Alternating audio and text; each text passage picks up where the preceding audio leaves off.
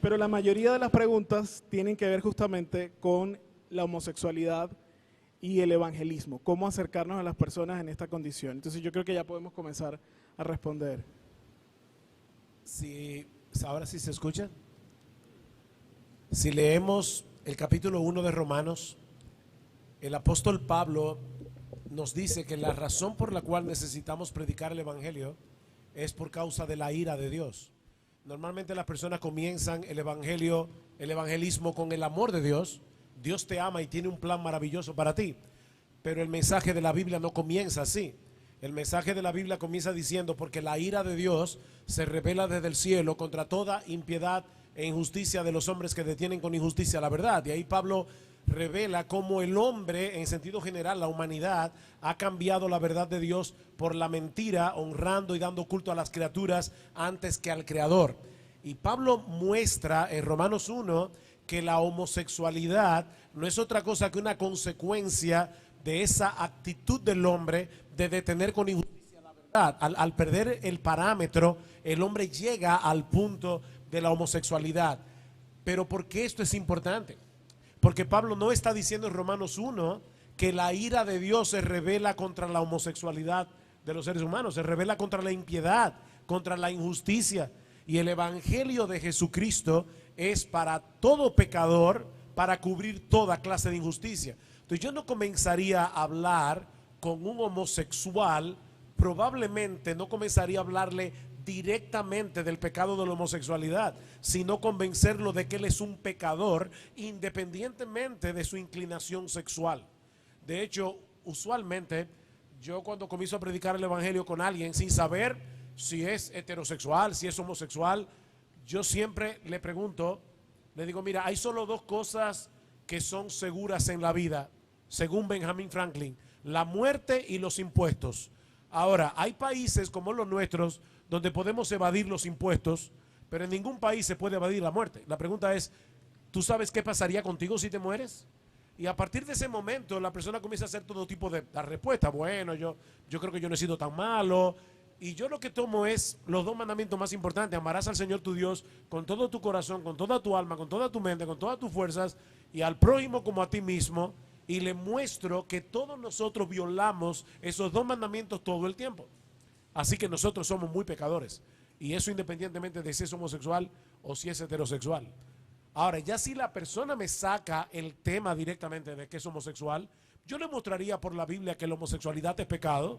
No tendría problema en hacerlo en amor, pero le reiteraría una y otra vez: el infierno va a estar lleno de heterosexuales que eran religiosos, moralistas, pero que no confiaron en Jesucristo para el perdón de sus pecados, y se van a condenar igualito que cualquier otra persona, no importa su inclinación sexual.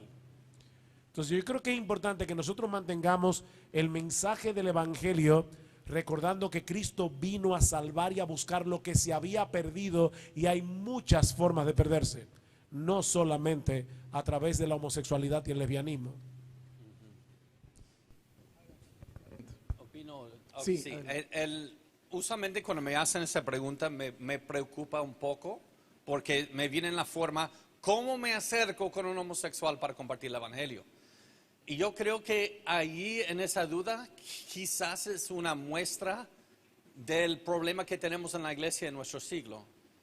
Porque yo me acerco con un homosexualismo de cualquier otra persona, con el evangelio, con el arrepentimiento, con la fe en Cristo. Así que, como dijo el pastor y como enseño en el discipulado o consejería bíblica, con alguien con confusión sexual, que el punto principal es que se forme Cristo en alguna persona, no la heterosexualidad. Porque a veces podemos empujar a alguien a la fornicación con alguien con el sexo opuesto, creyendo que así agradan a Dios. Sin fe es imposible agradar a Dios. Tienen que ser trasladados de un reino al otro. Y he tenido varias experiencias hablando con personas practicantes de homosexualismo, también transgénero. Y siempre que me enfoco en el evangelio y una cosmovisión bíblica de la caída. Y luego, como dice el pastor, usualmente tiene una lista de argumentos que sacaron de YouTube o de las redes del cristiano gay y les trato de responder de una manera con gracia y con verdad, con mucha firmeza también. Pero yo siempre tengo eso en mente. La única diferencia entre yo y esta persona es gracia recibida y gracia por recibir. Y me recuerdo, mis hermanos, les voy a confesar algo aquí. Yo conocí a Cristo justo saliendo de submarino, en la marina. Y yo recuerdo cuando conocí a Cristo, la primera preocupación que yo tuve es, ahora sí conozco a Cristo, he sido salvado. Pero ahora, ¿para qué son los fines de semana si no es para ponerme hasta las chanclas? Y yo recuerdo, eso fue mi preocupación más grande de la vida cristiana. Ahora, ¿qué tengo que anticipar para el fin de semana si no es para fiesta? Así que trato de tener mucha paciencia en eso, pero dando seguimiento. Pero sí, yo me acerco cuando Cristo en Marcos está predicando el arrepentimiento, el reino de Dios se ha acercado, etcétera, o creer en el evangelio. Yo lo veo con un llamado muy a lo todos, en vez de solo especificar a alguien por su pecado en específico. Sí.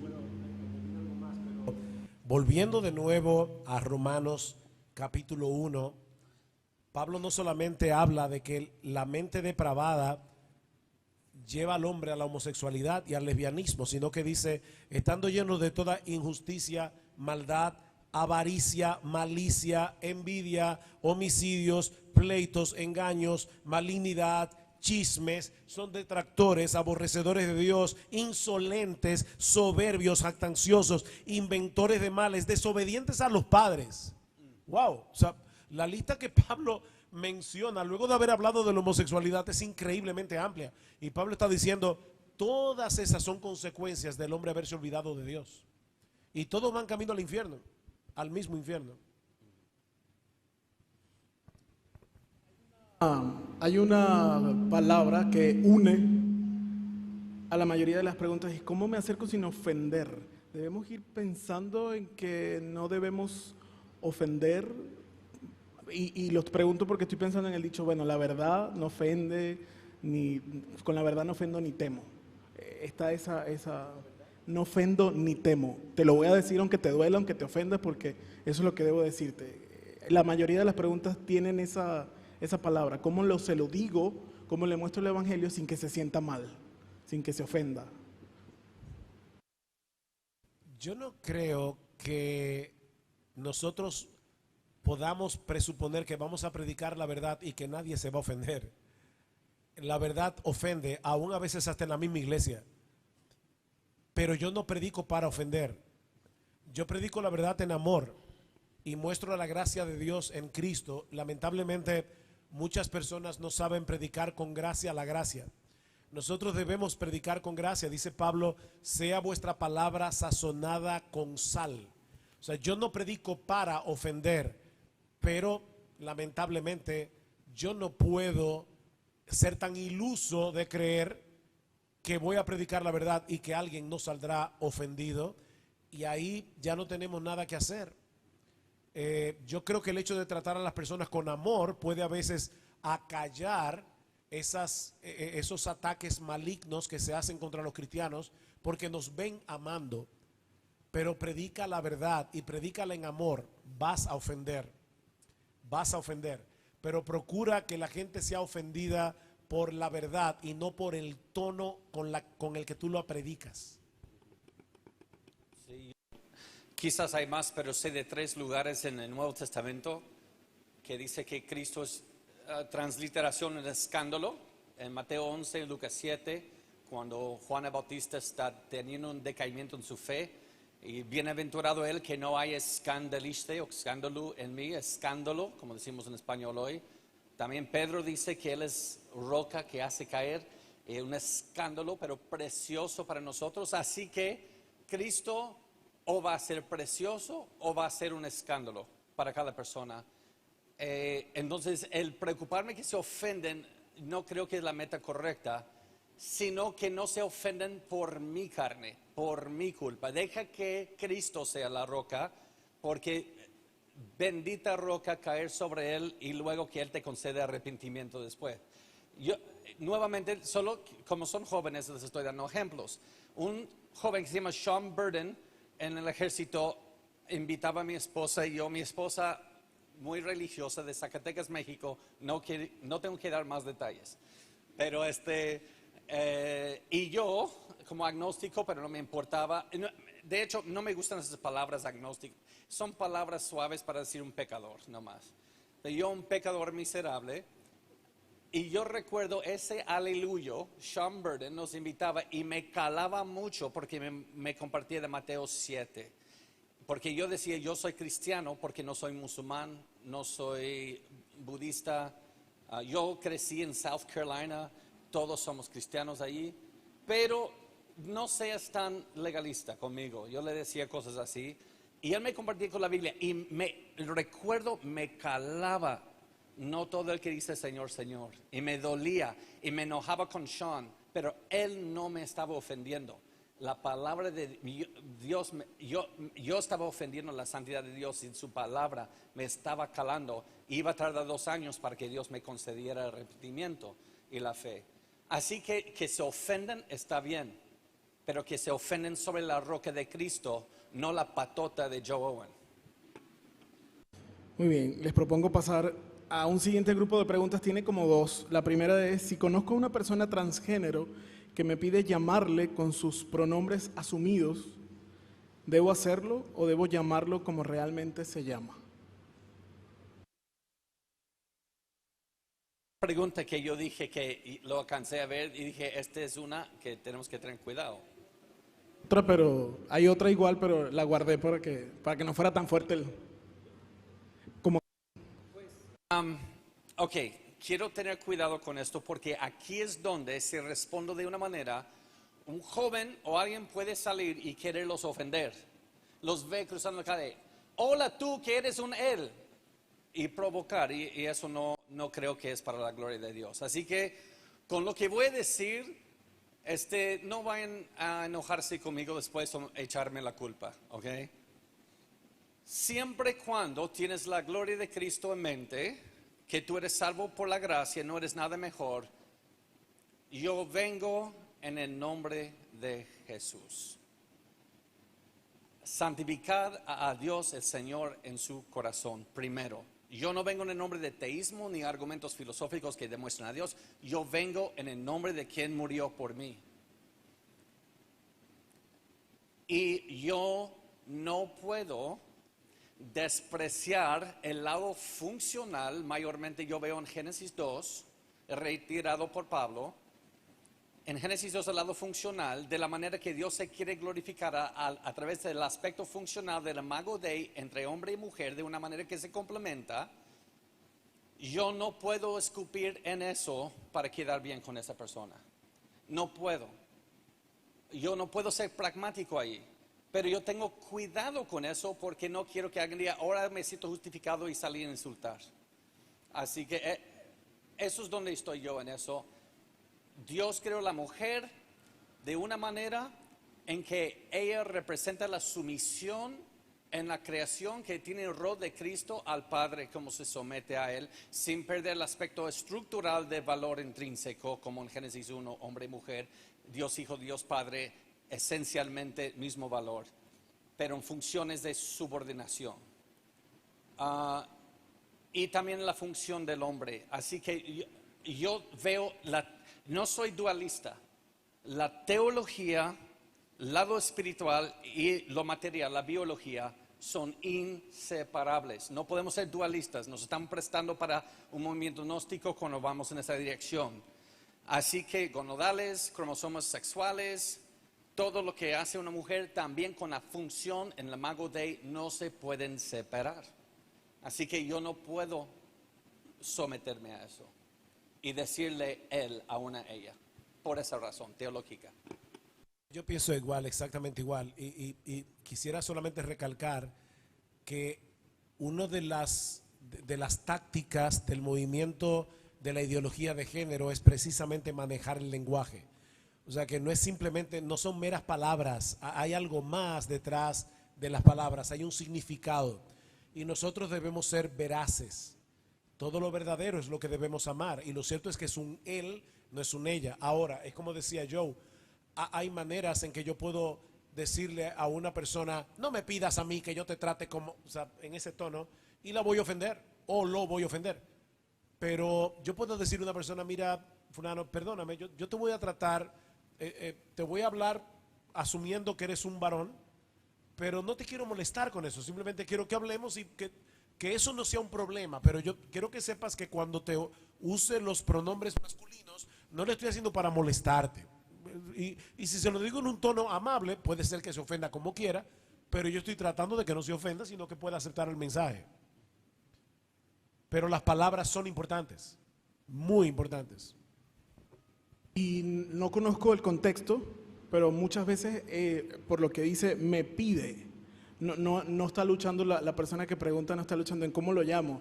Muchas veces se trata de una prueba. Es si tú como cristiano me dices él, si yo soy ella, estás reconociéndome públicamente y por ahí puede ser así, ¿verdad? Puede ser una prueba pública.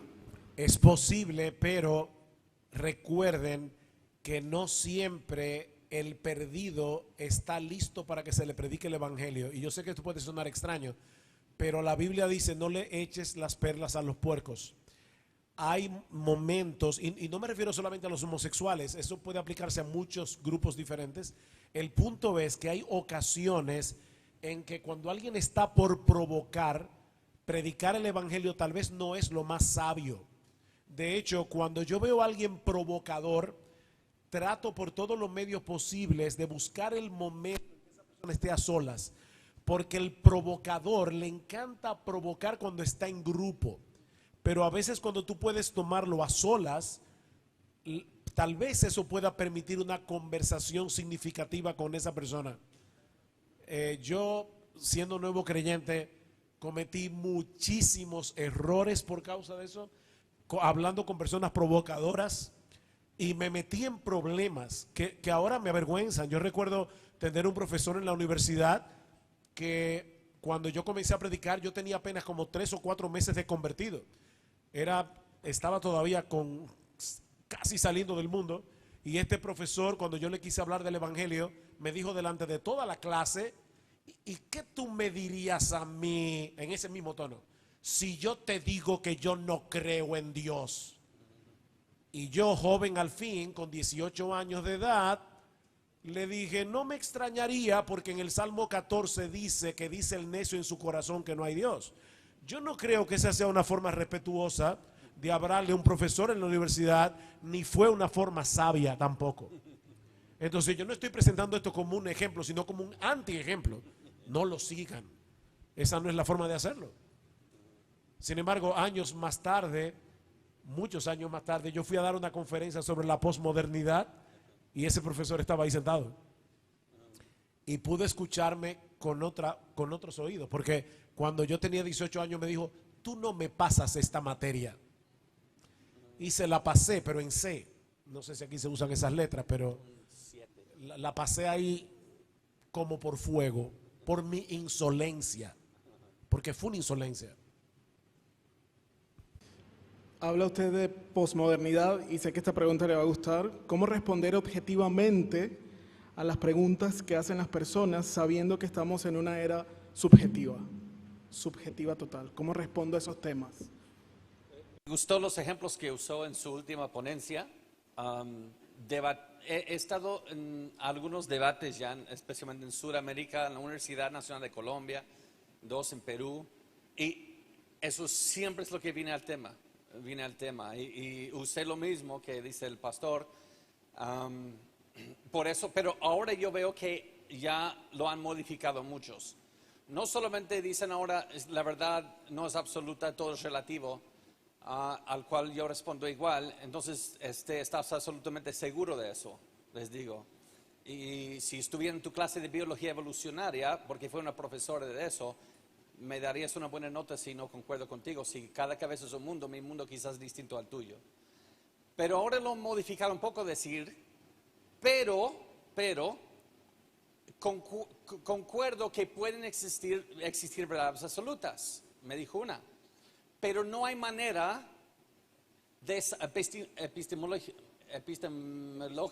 epistemológicamente para saberlas.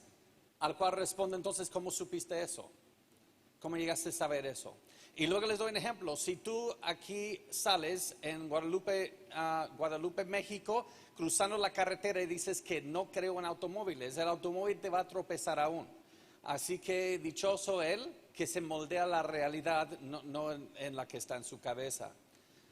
Y en eso siempre he intentado y trato de aprender lo mejor y les animo a los estudiantes que hagan lo mejor, que no dejarlo allí. Porque usualmente esa pregunta viene cuando hablamos del relativismo moral, que cada sociedad, porque el empiricismo sí se presta para verdades absolutas en cuanto a la ciencia, pero no en la moralidad. Y luego voy en camino para hablarles de la maldad, no pueden responder la maldad en su propio corazón. En el camino al Evangelio, en eso. Aquí siempre voy en una dirección, no solamente para desafiar sus premisas raras, ¿no? Pero simplemente iba a decir que, primero, para aclarar lo que el término que usó Joe, la epistemología es la rama de la filosofía que estudia la validez del conocimiento. Viene de la palabra episteme en griego, que significa conocimiento. Y es muy importante entender que en este siglo nosotros tenemos un serio problema epistemológico, porque la gente dice, ¿cómo yo puedo saber que esto es verdad? Pero recuerda algo, joven. Todos los seres humanos, incluyendo los ateos y los agnósticos, fueron creados a la imagen de Dios. Y por lo tanto, aunque ellos lo nieguen, nosotros tenemos un aliado en su conciencia. Ellos no pueden eliminar la realidad de que son seres humanos creados a la imagen de Dios. Entonces yo asumo eso, y una de las cosas que hago cuando me encuentro con gente posmoderna es tratar de llevar sus declaraciones hasta sus últimas consecuencias para hacerles ver que ni ellos creen lo que dicen creer. Porque cuando vamos a un banco, yo no quiero que el gerente del banco lea intereses donde debe decir capital. Cuando yo voy a un médico, yo quiero que él crea en verdades absolutas, no vaya a ser que me conecte el corazón con otra cosa. Entonces, en ese sentido, el mundo allá afuera tiene que funcionar con verdades absolutas. Es imposible funcionar con verdades relativas. Entonces, yo sé que eso es así, lo sé de antemano. Entonces, voy a hacer uso de eso que ya yo sé. Yo tengo un aliado en ese pecador porque él fue hecho a la imagen de Dios. Así que voy a usar eso para predicarle el evangelio por más posmoderno que sea. Con el tema de las palabras, hay un filósofo que murió hace unos años atrás, era un filósofo francés, se llamaba Jacques Derrida, y él decía que las palabras no tienen un significado fijo. ¿Qué significa eso? Yo escribo un texto, pero ya cuando ese texto lo lee otro, para ese otro va a significar cualquier otra cosa. Suena raro, ¿verdad?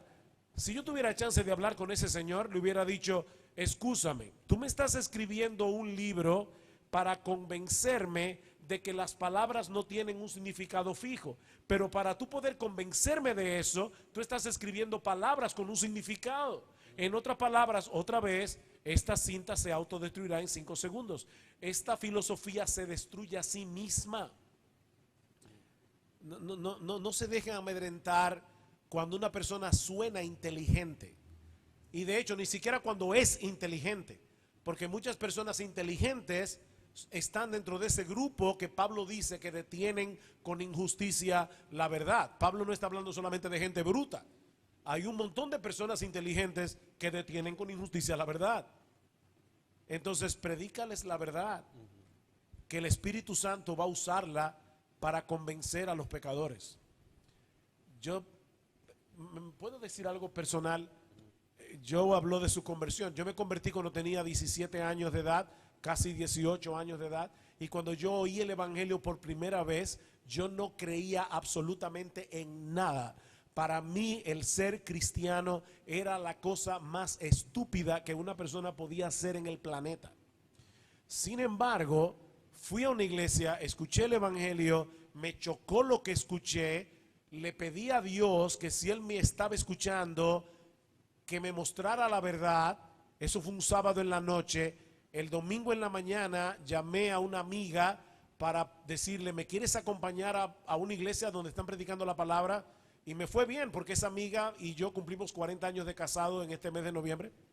Pero el punto es que el lunes los dos comenzamos a leer la Biblia y yo puedo decirles que ese mismo día yo creía en la evolución, yo creía que Darwin tenía la razón. Había leído hacía muy poco tiempo la famosa teoría, el libro de, ¿cómo se llama?, de las especies de Charles Darwin. Ajá. El origen de las especies de Charles Darwin, una síntesis. Y yo decía, este hombre tiene toda la razón. Pero ese lunes, solo leyendo la Biblia, yo me convencí que Adán y Eva existían. Yo me convencí que Jesucristo era Dios, que había muerto en una cruz, que el evangelio era verdadero. En un solo día y sin haber leído ningún libro de apologética. Porque la Biblia es palabra de Dios y la palabra de Dios es viva y es eficaz para salvar a todo tipo de personas. Así que no te atemorices, predica la palabra. Sí, si me permite seguir con ese hilo. Yo sé, jóvenes, yo sé que la apologética está de moda ahora en Latinoamérica, en su generación. Y les voy a decir eso, ¿cuántas veces antes de entrar a una universidad me pide el director cristiano del evento que yo no mencione la Biblia? Solamente argumentos con la lógica, la filosofía, la ciencia. Y en todas las veces no he obedecido. De hecho, ni me gusta la palabra apologética como lo usamos hoy, como un oficio. No hay ningún oficio de apologeta en la Biblia. ¿Okay? Y la columna y la baluarte de la verdad es la iglesia local, no es algo para eclesiástico al cual la iglesia se tiene que doblar y tomar como superhéroes. Y les digo por esta razón, mi vida es ver debates sobre estas cosas. Y me quedo del lado del ateo muchas veces, porque como que se avergüenzan de la palabra de Dios y luego al final del debate, Frank Turek, otros, William Lane Craig, quieren brincar al evangelio. Y los ateos, wow, y los agarran así. Y yo me quedo al lado de ateo. Sí, yo no sé cómo hiciste ese brinco de probabilidad teística al Cristo de la Biblia. Yo no lo puedo hacer ese salto tampoco. Así que jóvenes, no importa lo que te digan, ven con la palabra de Dios, no importa cuál está. Como les dije, solamente Mateo 7 me caía tan mal lo que me estaba diciendo, pero ese me estaba cortando por 2 años hasta que mi defensa del orgullo y pecado Dios derrumbó. ¿Han visto ese meme de un 6 en el piso y hay una persona en cada extremo de un 6 y uno dice, eso es un 6, y la persona al otro lado dice, es un 9, y luego dice como hay que tener más tolerancia porque cada uno... Pero yo digo eso, pero eso es un meme. Ahora pon ese 6 sobre donde está el cajero en la tienda y tú al otro lado, y vamos a ver si te conviene que sea un 6, pero realmente son 9 pesos. ¿Quién va a ganar? La pregunta no es decir, pues desde mi perspectiva es un 6, no desde mi perspectiva es un 9. Mejor vayan y pregunta a la persona que lo escribió en primer lugar cuál fue su intención a poner ese número. Y como dice el pastor Sugel, estoy tan de acuerdo con eso. Y el punto que está dando sobre la autoridad de la palabra de Dios. Según de Corintios 4:6 nos enseña la única diferencia entre yo y un incrédulo es que ahora yo he visto la gloria de Dios en la faz de Cristo. Versículos 3 y 4 del mismo capítulo, que los que se pierden es porque no pueden ver. El Dios de este siglo los ha ensegado para que no entiendan los argumentos filosóficos, no, para que no vean la gloria del Evangelio de Cristo. Y en la palabra de Dios es lo que revela la gloria de Dios en la faz de Cristo, y entonces eso tiene que ser mi fundamento en todo lo que hago. Muy bien, vamos a avanzar. Dice, si la homosexualidad es un pecado y no se nace homosexual, tampoco se hereda genéticamente. Mi pregunta es, ¿cómo es transmitido el pecado a los seres humanos? ¿Existe el pecado original como tal? Y eso nos puede llevar el resto de la sesión, ¿verdad? Fácil de responder. ¿Existe el pecado original? Sí. Romanos capítulo 5, Pablo dice, por el pecado de un hombre, Romanos 5:2, entró el pecado y la muerte en el mundo. Adán pecó y pecó como la cabeza de toda la humanidad. Es como que el presidente de México le declarara la guerra a Guatemala. Bueno, aunque tú no odies a los guatemaltecos ni tengas ningún problema con los guatemaltecos, tu presidente le declaró la guerra a Guatemala y por lo tanto tú estás envuelto en esa rebelión porque eres mexicano. Pero Adán era la cabeza federal de toda la humanidad, era como el presidente de toda la humanidad y él le declaró la guerra a Dios y ahí nos envolvió a todos. Pero eso no es justo, porque como por el pecado de un hombre yo me condeno.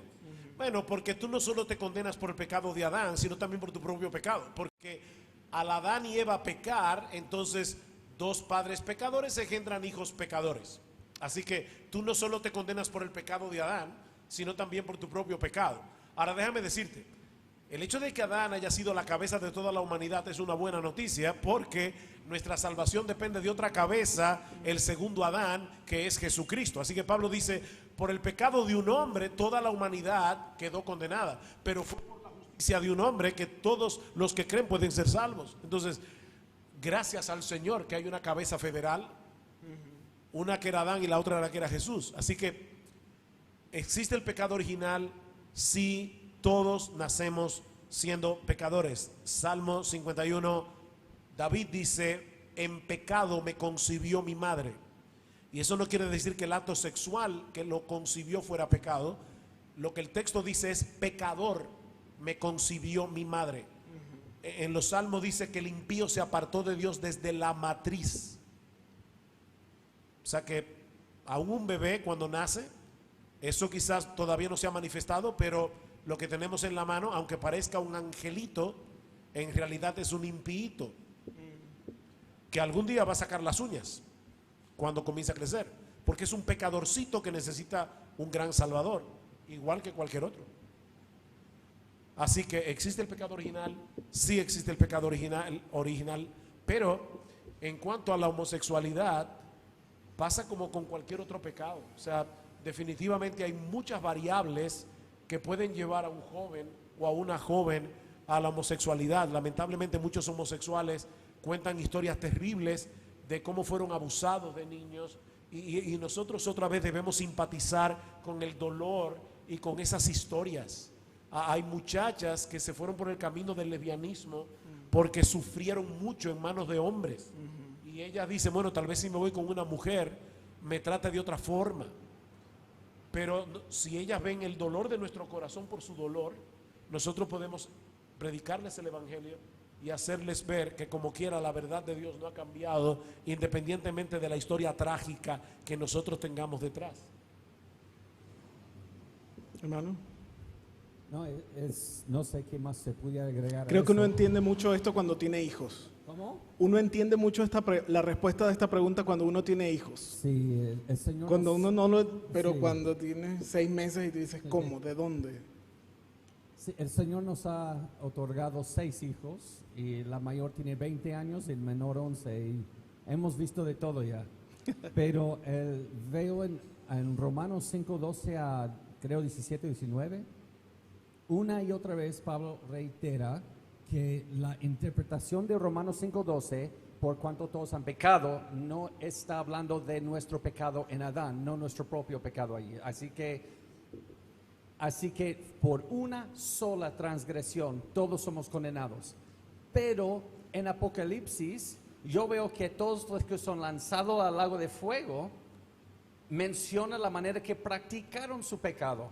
Así que los que son condenados, ninguno podrá decir, solo fue el pecado de Adán, pero yo viví toda mi vida rascando los cielos buscando a Cristo, pero fui condenado. Porque, y creo que esa es la respuesta a los niños abortados. No usar segundo Samuel, estoy muy en desacuerdo.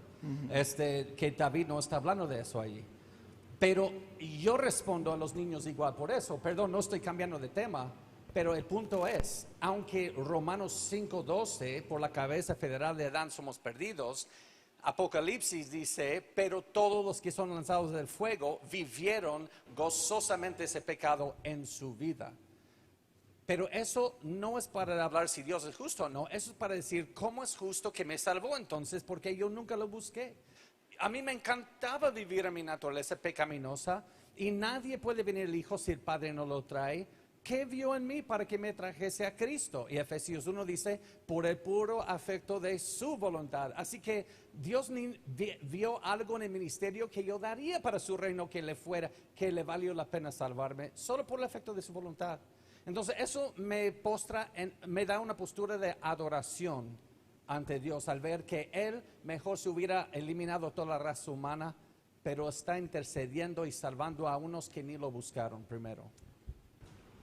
Tengo un grupo de 2 preguntas que tienen que ver con la iglesia, la homosexualidad y la iglesia. Y la primera va dirigida a usted. Dice, Pastor Sugel, hoy en día es legal el matrimonio igualitario entre personas del mismo sexo. ¿Qué debe hacer un pastor o cómo debe proceder? ¿Cómo debe ser su proceder si llegara una pareja a su iglesia? Obviamente sabemos que no los va a casar, pero me refiero al punto legal y los problemas que puedan tener con el gobierno. La Biblia dice que es necesario obedecer a Dios antes que a los hombres. Nosotros no podemos aceptar como bueno y válido el matrimonio de 2 hombres o de 2 mujeres, independientemente de que el gobierno o el Estado así lo permita. Y si nos van a perseguir por eso, nosotros tenemos que estar dispuestos a pagar el precio. Hace unos años estaba en una reunión con varios pastores en Estados Unidos y había una persona que es un experto en este tema. Y él nos decía, algunos de ustedes probablemente antes de que terminen su vida van a terminar en una cárcel, muy probablemente, y tienen que estar dispuestos a eso. Como va el mundo, sí es probable, pero nosotros no podemos por ese temor dejar de decirle a una pareja que dicen estar casados que el verdadero matrimonio es entre un hombre y una mujer. No importa el Estado ponga su sello de legalización, ese matrimonio no es legal. Que no olviden algo, el matrimonio lo hace Dios. No importa que se casen 2 inconversos, dice lo que Dios juntó, no lo separe el hombre. La pregunta es, ¿une Dios a 2 hombres en matrimonio? ¿Une Dios a 2 mujeres en matrimonio? La respuesta es no. Dios solo une a un hombre con una mujer. Por lo tanto, como Dios no los juntó, a mí no me importa que el Estado lo apruebe. Dios no le da el estatus de matrimonio y por lo tanto yo no debo dárselo tampoco. Si me meten en la cárcel por eso, ¿qué vamos a hacer?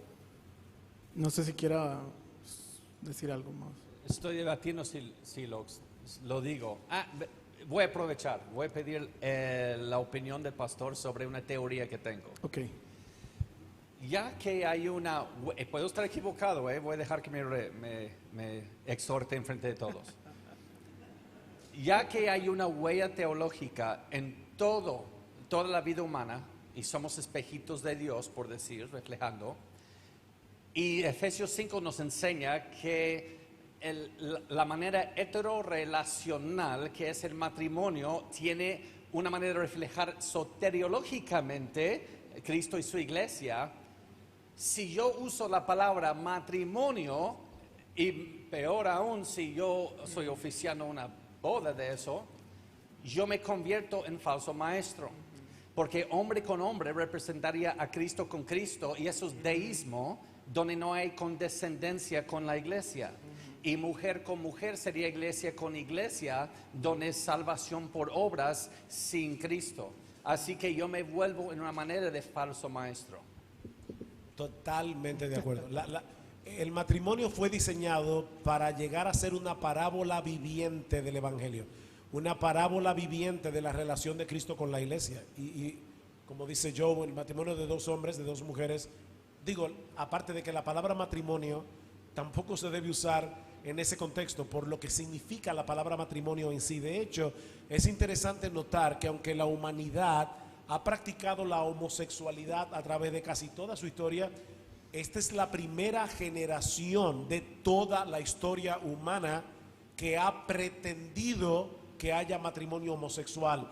Ni siquiera en los peores momentos de la civilización greco-romana, donde filósofos como Platón aceptaban la homosexualidad, aún en esas épocas nadie se le ocurría hablar del matrimonio homosexual, porque todo el mundo entendía que el verdadero matrimonio era entre un hombre y una mujer. Chicos, nosotros tenemos que entender algo, y déjenme aquí hablar un poquito de historia. Le hablaba a mi esposa en estos días, porque estoy leyendo un libro que a todos los que leen en inglés se los recomiendo, escrito por Carl Truman. Es excelente, acerca de cómo nosotros llegamos a la época en que estamos. Y él decía, han habido 3 épocas grandes en la historia de la humanidad. En la primera época, la época del paganismo, los legisladores apelaban a, por ejemplo, Licurgo, que fue un gran legislador en Esparta. Él decía, el oráculo de Delfos, que era por donde hablaban los dioses, son los que dan las leyes, yo solamente la pongo por escrito. Así que si alguien le preguntaba a Licurgo, ¿por qué yo tengo que obedecer tus leyes? Él decía, porque el oráculo de Delfos lo dice. O sea, él apelaba a una autoridad superior a él mismo. Luego viene el cristianismo, y a través del cristianismo es que se levanta la civilización occidental, y nosotros apelamos a la Biblia y decimos, las leyes deben basarse en la ley moral de Dios. Pero esta es la única generación de toda la historia donde las leyes se están construyendo sobre la base de los sentimientos de las personas. Eso nunca ha ocurrido en toda la historia del hombre. Nunca, ni siquiera dentro del paganismo.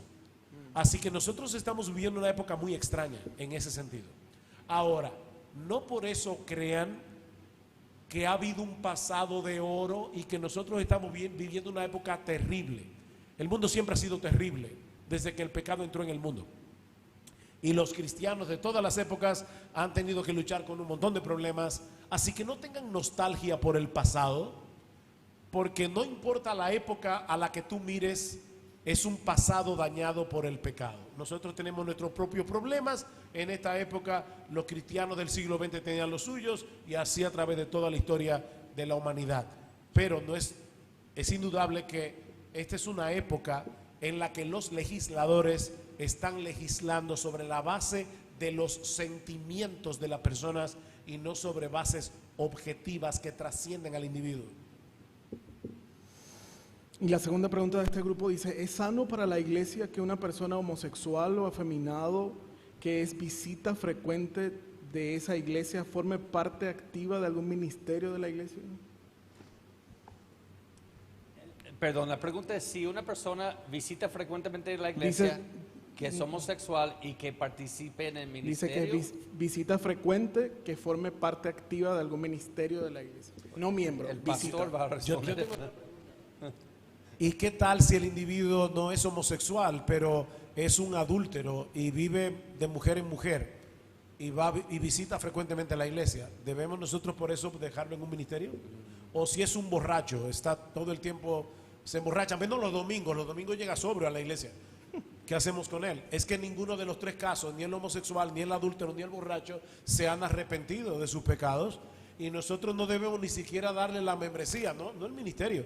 Es que ni siquiera debemos considerarlos como miembros si no se han arrepentido de sus pecados y han creído en el Señor Jesucristo. Cuando alguien pide la membresía en nuestra iglesia, nosotros tenemos que asegurarnos de 2 cosas. Primero, si la persona entiende el evangelio, y 2, si la persona tiene testimonio de haber aceptado por fe el mensaje del evangelio, testificando con el cambio de su vida, la transformación de su vida, que de verdad ha creído en el evangelio, y entonces entra la membresía.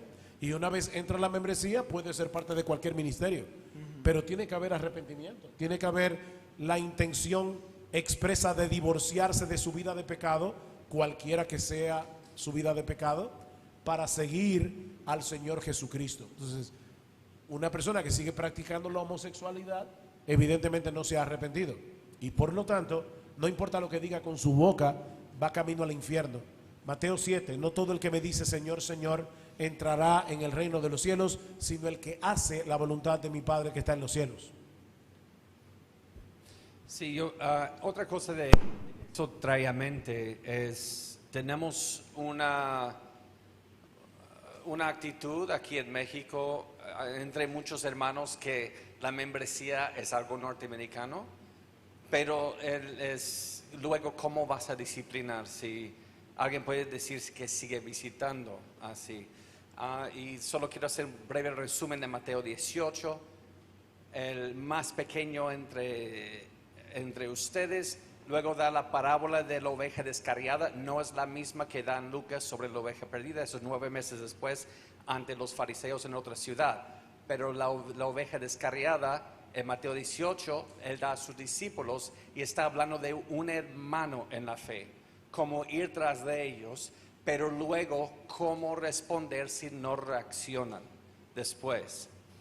Y no está diciendo si pecan contra ti, eso es un variante que no estaba en los primeros textos. Si tu hermano peca, dice en el texto original. Así que Mateo 18 yo sí creo que no está hablando acerca de uno, está hablando de la disciplina eclesiástica. Y si sigues eso, yo creo que no hay manera de fallar en esa pregunta, pero a veces nosotros nos damos el tiro en la iglesia porque creemos que membresía es algo anticuado. La siguiente pregunta dice, he escuchado que personas de la comunidad gay dicen que Jesús nunca habló de la homosexualidad. ¿Qué respuesta le daría a usted? Mientras que el pastor piensa en la respuesta, eso es anacronista. Número 1, el matrimonio gay es una invención del siglo XX-XXI. Jesús nunca dijo que no puedo postear fotos indecentes en Facebook tampoco. Eso es anacronista. Pero les voy a responder de dos maneras. Número 1, Hebreos 1:1 dice, Dios habiendo hablado por los profetas, nuestros padres, ahora nos ese es su hijo. No puedes divorciar a la letra roja de Jesús de toda la palabra de Dios. Es palabra de Dios. Sin embargo, Jesús en Mateo 19, respondiendo al matrimonio, él cita Génesis 1 y 2, que acerca del matrimonio, y no está hablando solamente de Adán y Eva, porque le están haciendo preguntas de divorcio en el tiempo de Jesús, para ellos. Entonces lo que pasa con Adán y Eva es aplicable para ellos en el tiempo de Jesús, así que es aplicable para nosotros. Y luego Jesús hace comentario sobre Mateo 1, sobre Génesis 1 y Génesis 2, lo que Dios juntó. Usamos este texto para bodas, pero se nos olvida la penúltima frase, que no lo separe el hombre, es la última frase, pero se nos olvida la penúltima frase, lo que Dios juntó. Pues, ¿qué es lo que Dios juntó? Jesús lo acaba de decir, un hombre, una mujer por vida. Cualquier otra combinación no lo juntó Dios. Jesús ahora no tiene que hacer nota de pie. Esto significa 5 caballos con una mujer, no. 3 hombres con 2 mujeres, no. Él no tiene que dar una lista sin fin de todas las desviaciones. Él dice, lo que Dios junta es un hombre y una mujer por vida. Él responde a esa pregunta 4,000 años después de que Dios hizo eso. Así si esto lleva 4,000 años que Dios lo juntó, entonces 2,000 años después Dios todavía está juntando un hombre y una mujer por vida. Así que Jesús sí habló de esto. Amén. Pastor, ¿va a decir algo más? Muy bien. ¿El pecado de la homosexualidad o cualquier otro pecado tiene alguna relación demoníaca o con algún espíritu en específico? ¿Tiene el espíritu de la homosexualidad? La Biblia no habla de ningún espíritu demoníaco que produce la homosexualidad. Indudablemente, todo pecado es una rebeldía contra Dios y Satanás promueve el pecado en el mundo. Pero esa idea de que tiene un espíritu de demonio que produce la homosexualidad, eso no es bíblico. Sencillamente, la Biblia no habla de eso. Y por lo tanto, nosotros debemos hablar donde la Biblia habla y callar donde la Biblia calla. Eso es lo que significa realmente ser bíblico. En el tiempo de Jesús, habían varios tratados que hoy llamamos el libro de Enoch, pero no son libros, muchos tratados, en el cual echaban la culpa a los ángeles por el pecado humano para dar genealogías hasta el principio, para echar la culpa a los ángeles del pecado humano. Y por lo que parece, Pablo quizás, cuando habla de genealogías y fábulas, está hablando en contra de esos tratados o libritos de Enoch.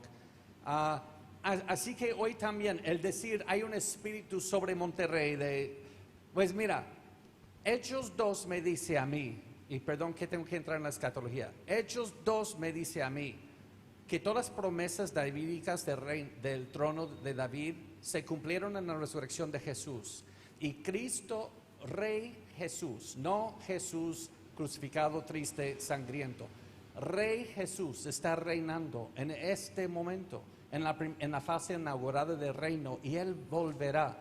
No es que Él ha perdido control aquí, hay demonios que están tomando por completo, así. Así que yo tengo mucho cuidado en echar la culpa al demonio o al espíritu de homosexualidad, y debo ver que los que están redimiendo Cristo son personas cuyos corazones son tan perversos que son inconocibles, y luego cambia ese corazón de piedra a un corazón de carne, y en la muerte y resurrección de Cristo Él despojó a todo enemigo bajo sus pies. Él es el Rey de Gloria. Así que no quiero poner a los demonios lo que realmente yo debo estar ante el Señor, mi pecado ante Él, y ser hecho nuevo. Bueno, tengo dos últimas preguntas, las voy a hacer al mismo tiempo, de alguna forma se relacionan según lo que creo, pero ustedes lo consideran. ¿Cómo separamos la masculinidad y la feminidad bíblica de nuestros propios sesgos de caballerosidad? Voy a repetir. ¿Cómo separamos la masculinidad y feminidad bíblica de nuestro propio sesgo de caballerosidad? Creo que sesgo pudiera ser de nuestro propio concepto de caballerosidad. Inclinaciones. Sí, ¿cómo ser caballero sin llegar a ser muy femenino? O cómo ser, creo yo que esa puede ser la pregunta, pero dice textualmente, ¿cómo separar la masculinidad, feminidad bíblica de nuestros propios sesgos de caballerosidad? No sé si está clara para ustedes. Es que vamos a ponerlo de esta manera. Primera de Pedro, capítulo 3, versículo 7 dice: vosotros maridos igualmente vivid con ellas sabiamente, con las esposas, dándole honor, dándole valor a la mujer como a vaso más frágil y como a coherederas de la gracia de la vida, para que vuestras oraciones no tengan estorbo. Entonces, yo puedo meter ahí la caballerosidad en el sentido de que lo que Pedro está diciendo es que yo debo recordar primero que mi esposa es una hija de Dios. Si ella es creyente, ella es una coheredera de la gracia de la vida. Pero dos, ella es un vaso más frágil, y por lo tanto yo debo servirla, yo debo cuidarla, yo debo protegerla. Eso es el marco general de lo que es la caballerosidad. Ya dentro de ese marco hay muchos detalles, la forma como yo le hablo a mi esposa, la forma como la ayudo, si ella llega del supermercado, quién carga las bolsas más pesadas. Bueno, generalmente el hombre, porque es el que generalmente tiene los músculos, ¿verdad?, para hacer eso. Entonces, yo recuerdo cuando yo era adolescente, yo no era nada caballeroso, era muy tosco. Pero el problema es que la Biblia me manda a ser gentil como Jesús. Vuestra gentileza sea conocida de todos los hombres. Eso incluye a las mujeres también. Las mujeres deben ser gentiles. De lo que estamos hablando aquí es que la mujer manifiesta la gentileza de una manera, los hombres manifiestan la gentileza de una manera, porque cada uno conforme a su identidad sexual. Pero no te ampares en tu temperamento para no ser un caballero. Aprende a hacerlo. Y si tú eres tosco por naturaleza, pídele a un hermano de la iglesia que te enseñe cómo hacerlo. De paso, eso aún pasa también. La persona hablaba de ser muy femenino. Sí. Hay muchachos que no son homosexuales, pero lamentablemente aprenden manerismos que son muy suaves. Y nosotros hemos tenido jóvenes de la iglesia que han llegado y mueven las manos de esa manera, y nosotros hemos tenido que decirle: no, mira, los hombres no mueven la mano así, los hombres saludan así, los hombres caminan así, y los ayudamos a desarrollar una forma más masculina de comportarse. No sé si eso responde a la pregunta. Espero que sí. Y la última dice, ¿qué hacer si la mujer está tomando el lugar del varón? Porque el varón no está tomando su lugar. ¿Qué hacer si la mujer está tomando el lugar del varón? Porque el varón no está tomando su lugar. Esa es la última. ¿Ves? Tengo que asumir muchas cosas. Está hablando de la casa, la iglesia, porque si el hombre no está tomando el rol de proveer en la casa, la mujer tiene que tomar ese rol porque los niños no pueden morir de hambre. Y si está hablando de la iglesia, muchos me han dado eso como pretexto para que haya pastora. Y eso es difícil porque no sé lo que está pasando en esa iglesia. Pero sí les voy a decir, ok, mira, voy a aprovechar como es la última. Y voy a tener que volver a eso y dejar al pastor con este muy picoso que lo dejaron responder, ¿no? México es picoso, hermano. Mira, hasta que podamos enseñar a los niños y las niñas que Dios quiere glorificarse a través de ti en el lado funcional de la imagen de Dios en ti, no vamos a tener una respuesta a ideología de género, porque la ideología de género está en la iglesia, y les digo, a mí me toca en el ministerio entrar en muchos lugares donde no concuerdan conmigo en eso, y yo les tengo que enseñar cómo responder de ideología de género, y les quiero decir, pero tú estás promoviendo ideología de género, ¿para qué me tienes a mí aquí? ¿Para qué me tienes a mí aquí? Que la función del hombre, pero ¿qué? Y termino con esto. ¿Qué si una mujer misionera está enseñando inglés en un lugar, unos llegan a Cristo, no hay ningún hombre para enseñarles la Biblia? Todos siempre tienen un caso en específico. Pero hasta que haya un hombre, no puede existir una iglesia local.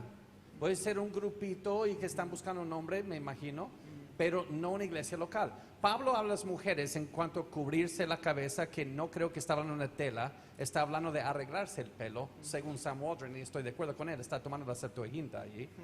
Pero cuando profetizan fuera de la iglesia, pero luego Pablo habla de dentro de la iglesia local y hay ese orden. Así que no creo que existe una iglesia local hasta que haya un varón. Pero voy a tener cuidado porque no he pensado en más que quizás el pastor Sugel piensa en algo en que eso no es cierto. Lo que estaba pensando era con que esa pregunta, como dice Joe, hay que asumir varias cosas. Por ejemplo, se está hablando de un creyente, o sea, el varón es un creyente, porque si es un creyente, es miembro de una iglesia, son ellos dos miembros de una iglesia, tal vez esa esposa va a tener que ir a los pastores de la iglesia y decir, nosotros necesitamos ayuda porque mi esposo está siendo demasiado pasivo, no está asumiendo su rol, y entonces los pastores van a tener que meterse en ese asunto, y aún puede ser posible que ese hombre llegue a ser disciplinado. De hecho, en nuestra iglesia ya llegó a pasar que ese hombre llegue a ser disciplinado porque él no está asumiendo adecuadamente el rol y está poniendo hasta en peligro a la familia. Entonces, en ese sentido, la pregunta no está muy completa como para uno poder dar una respuesta. Hay cosas en que las mujeres pueden asumir el papel, pero hay muchas otras que no. Y cuando las mujeres asumen el papel del hombre, sin darse cuenta, están, ¿cómo se llama eso? Están haciendo permanente el problema, porque el hombre nunca va a asumir su rol, porque ya la mujer lo está haciendo. Entonces, déjala a ella. O sea, a los hombres les encanta ser pasivos y dejar que la mujer lo resuelva todo. Entonces, si un hombre tiene una esposa así, él nunca va a llegar a ser un líder porque ella está resolviéndolo todo. Está perpetuando, esa era la palabra que estaba buscando, está perpetuando el problema. Bueno, muchísimas gracias a ambos. Vamos a darles un fuerte aplauso por agradecerles por este tiempo.